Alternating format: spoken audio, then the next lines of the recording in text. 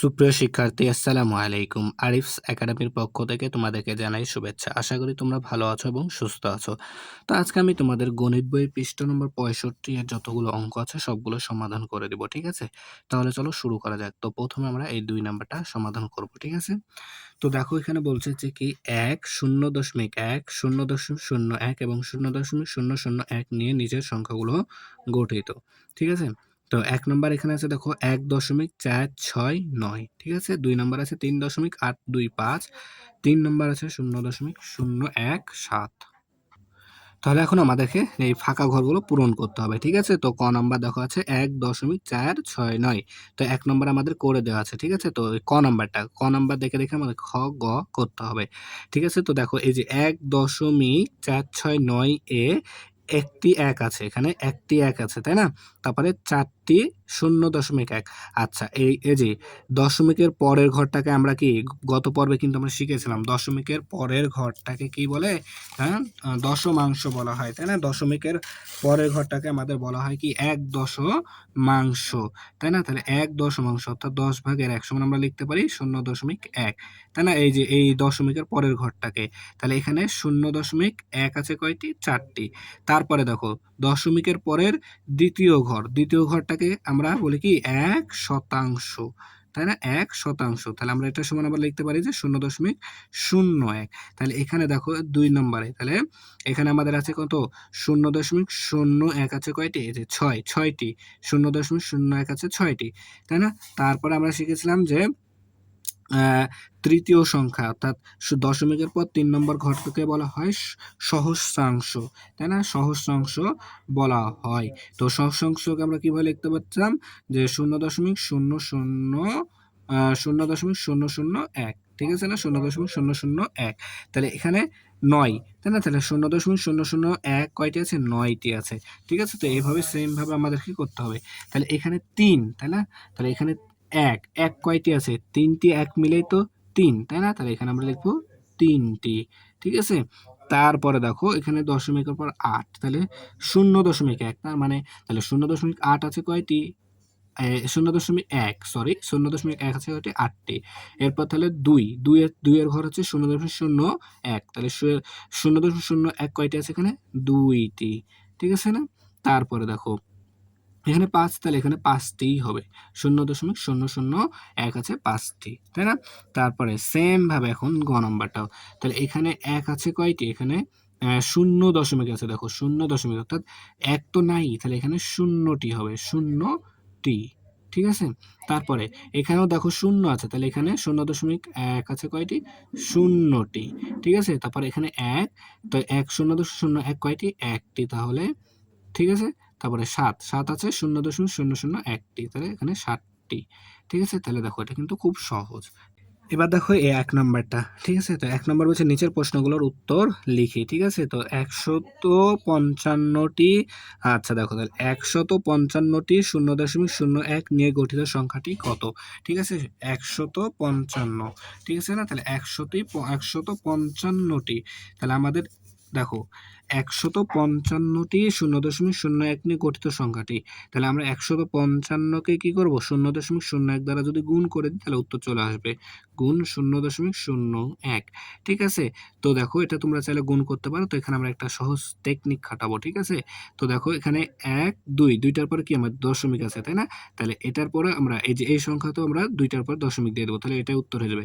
তাহলে দেখো ১, ২, তাই না? এই যে ১৫৫ লিখলাম তো, ঠিক আছে? এরপর ১, ২ টার পরে দশমিক দিয়ে দিলাম। ব্যাস, তাহলে এটাই হচ্ছে উত্তর ১.৫৫, ঠিক আছে? তাহলে এটার উত্তর কত? ১.৫৫, ঠিক আছে? তারপর দেখো এখানে বলছে ২ নাম্বারে ১৫৫টি ০.০০১ নিয়ে গঠিত সংখ্যা। ঠিক আছে? তাহলে এখানে আবার বলেছে ০ তাহলে ১৫৫ কে যদি আমরা ০.০০ এক দ্বারা গুণ করে দিই তাহলে উত্তরটা চলে আসবে। তো আমরা এটার মতো সেম টেকনিকটা এখানে খাটাবো, ঠিক আছে? তাই দেখো এখানে ১, ২, ৩, ৩টার পর দশমিক আছে, তাই না? তাহলে আমরা কি করব এখানে ১৫৫ প্রথমে লিখে নেব। তারপরে ১, ২, ৩, ৩টার পর দশমিক। তাহলে ১, ২, ৩, ৩টার পর দশমিক এখানে চলে আসবে, তাই না? তাহলে দশমিকের আগে একটা কি হয়? শূন্য হয়। ঠিক আছে? তাহলে দেখো ১, ২, ৩, ৩টার পর দশমিক দিয়ে দিলাম। তাহলে উত্তর হচ্ছে ০.১৫৫। ঠিক আছে? তাহলে এটার উত্তর কি? ০.১৫৫। ঠিক আছে? দেখো খুব সহজ কিন্তু। তারপর দেখো এখন বলছে ৩ নাম্বার। তো ৩ বলেছে কতটি, এখানে আবার বলেছে কতটি ০.০১ নিয়ে ৬.৮২ গঠিত। কতটি ০.০১ নিয়ে ৬.৮২ গঠিত। তো এটা আমরা কি করব? এটা আমরা ভাগ দিয়ে দেবো। ঠিক আছে? এই যে এই সংখ্যা, বড় সংখ্যা এটা দ্বারা এটা ভাগ করে দেবো, তাহলে উত্তরটা চলে আসবে। তাহলে আমরা লিখতে পারি এটা যদি ভাগ করি তাহলে ৬.৬.৮২ ভাগ হচ্ছে ০.০১। ঠিক আছে? তো দেখো এটাকে আমরা ভাগ করব কি করে? একটু টেকনিক খাটিয়ে করব। ঠিক আছে? তো উপরে নিচে একই সংখ্যা দ্বারা গুণ করব। আচ্ছা দেখো গুণ করতে হবে। ঠিক আছে? তাহলে দেখো এখানে এখানে দশমিক, এই দশমিকের জন্য একটা ১ নিতে হবে। ঠিক আছে? উপরে। ঠিক আছে? তো দশমিকের জন্য এখানে একটা ১ নিলাম। তারপর দশমিকের পরে একটা ২টা সংখ্যা আছে। তাই এখানে আমরা ২টা শূন্য নেব। ঠিক আছে? এরপর দেখো এখানে দশমিক আছে। এই দশমিকের জন্য ১ নিলাম। ঠিক আছে? দশমিকের পর কয়টা সংখ্যা? একটা, ২টা। ২টা সংখ্যার জন্য ২টা শূন্য নিলাম। ঠিক আছে?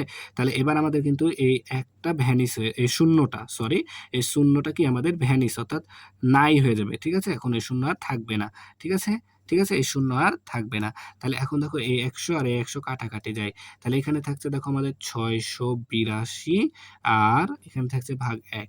তো ৬৮২ কে ১ দ্বারা ভাগ করলে আমাদের উত্তর ৬৮২ থাকবে। ঠিক আছে? তাহলে এটার উত্তর কত আসছে আমাদের? এটার উত্তর আসছে ৬৮২। ঠিক আছে? ৬৮২। তারপরে দেখো বলছে ৪ নাম্বার। তো ৪ নাম্বার বলছে কতটি ০.০০১ নিয়ে ৬.৮২ গঠিত। ঠিক আছে? তো সেম ভাবেই করব। তাহলে এখানেও ৬.৮২ কে আমরা ভাগ করে দেব কত দ্বারা? ০.০০১ দ্বারা। ০.০০১ দ্বারা, তাই না? তাহলে এটা কি করব? সেম ভাবে তাহলে এখানেও গুণ, এখানেও গুণ। তাই না? তো এখানে দশমিকের জন্য এখানে একটা ১ নিলাম। তারপর দশমিকের পর ১টা, ২টা, ৩টা সংখ্যা আছে। তাই এখানে ৩টা শূন্য নিয়ে নিব। ঠিক আছে? এরপর দেখো তাহলে এবার এখানে একটা দশমিক আছে। দশমিকের জন্য আমরা এখানে ১ নিলাম। তারপরে দশমিকের পরে কয়টা সংখ্যা আছে? ১টা, ২টা। ২টা সংখ্যা আছে। তাই এখানে আমরা ২টা শূন্য নিলাম। ঠিক আছে? তাহলে এখন যদি আমরা কাটি দেখো এখানে ২টা শূন্য আছে। তাহলে এখানে ২টা শূন্য আমরা কেটে দিলাম। ঠিক আছে? এখানে ২টা শূন্য, এখানে ২টা শূন্য কেটে দিলাম। তাহলে এই যে এখানে আরেকটা কথা, এই যে কি দশমিকগুলো তাহলে উঠে যাবে। তাই না? দশমিক আর নাই তাহলে। তাহলে এখানে দেখো ১০ আর ৬৮২ তাই ৬৮২ গুণ ১০ ডিভাইডেড বাই ১। তাহলে এটা সমান আমরা লিখতে পারি দেখো ১কে ১ দ্বারা একে ভাগ করলে ওই সংখ্যাই কিন্তু থাকবে, তাই না? আর ৬৮২ কে ১০ দ্বারা গুণ করলে ৬৮২ সাথে একটা শূন্য বসে দেবে। তাহলে ৬৮২০। তাহলে আমরা এখানে লিখতে পারি ৬৮২০। ঠিক আছে? তাহলে দেখো এবার ২ নাম্বারটা। তো ২ নাম্বার বলছে সংখ্যা রেখার ক থেকে ছ পর্যন্ত স্থানগুলো কোন, কোন সংখ্যাকে প্রকাশ করে ফাঁকা স্থানের তালিকায়। যেখানে ফাঁকা স্থান আছে এগুলো আমাদেরকে এই যে কয়ে কোন সংখ্যা বসবে, ক্ষয়ে কোন সংখ্যা, গয়ে কোন সংখ্যা বসবে সেটা আমাদেরকে এখন ফাঁকা করে লিখতে হবে। তো দেখো এটা আছে ৭.১, ৭.১। ঠিক আছে? তাহলে ৭.১ হলে এটা ৭.৩ এই সরি এখানে ৭.২ আছে। তাই না? তাহলে ৭.২ এখানে আছে। তাহলে ৭ দশমিক কি হবে? ২ এটা হবে কি? ৩। আচ্ছা এখানে দেখো আবার ৩ আছে, তাই না? সরি। তাহলে এখানে দেখো ২ আছে, এখানে আছে ৩। তাহলে ৭ দশমিক এখানে দেখো কয়টা ঘর আছে? ১, ২, ৩, ৪, ৫, ৬, ৭, ৮, ৯, ১০ এ। তাহলে দেখো এটা হচ্ছে ৭.২। তাহলে এই ঘরটা হবে ৭.২১। তারপরে ঘরটা ক নাম্বার ঘর হবে কত? তাহলে ৭.২২। তাহলে ক নাম্বার হবে আমাদের ৭.22। তাই না? তাহলে এখানে দেখো ৭.৩ আছে। তাহলে ৭.৩১। তারপরে ৭.৩২, ৭.34, তাহলে ৭.34, তারপরে ৭.৩৫, তাহলে ৭.35, এটা ৭.35 হবে। ঠিক আছে? তারপরে দেখো এটা আছে আমাদের তাহলে ৭.৫, তাই না? ৭.৫ তার মানে আগের ঘর হবে ৭ দশমিক এই যে ৪৯, ৭.49। ঠিক আছে, 7.49 হবে। ঠিক আছে, এরপর নিচেরটা দেখো, এখানে আছে 0, ঠিক আছে, তারপরে তাহলে এটা হবে কত, 0.0। এরপর দেখো এখানে আমাদের আছে কি 0.01, 0.01, তাহলে এই ঘরটা কত হবে 0.0, তাহলে 0.011, 0.012, তাহলে 3 হবে এটা, তাই না? তাহলে 0.013, ঠিক আছে 3। তারপর দেখো এটা আছে 0.02, তাহলে 1 2 3 4 5 6, তাহলে 0.026, ঠিক আছে। তাহলে এবার এটা দেখো এখানে আছে 0.03, তাই না, 0.03 আছে এটা, তাহলে 3। তাহলে এখানে দেখি কয়টা ঘর পর, 1 2 3 4 5 6 7 8, তার মানে এটা হবে 0.038, ঠিক আছে। তাহলে একেবারে কিন্তু সহজ অঙ্ক, ঠিক আছে। তাহলে 65 পৃষ্ঠার যতগুলো অঙ্ক আছে কিন্তু সবগুলো আমরা সমাধান করে ফেললাম, ঠিক আছে। তাহলে আশা করি তোমরা অঙ্কগুলো বুঝতে পেরেছো, ঠিক আছে। তাহলে আজকে এই পর্যন্তই। ভিডিওটি ভালো লাগলে অবশ্যই লাইক কমেন্ট শেয়ার করতে ভুলবেন এবং পরবর্তী ভিডিও সবার আগে পেতে আমাদের চ্যানেলটি সাবস্ক্রাইব করে রাখো। আল্লাহ হাফেজ, আসসালামু আলাইকুম ওয়া রাহমাতুল্লাহ।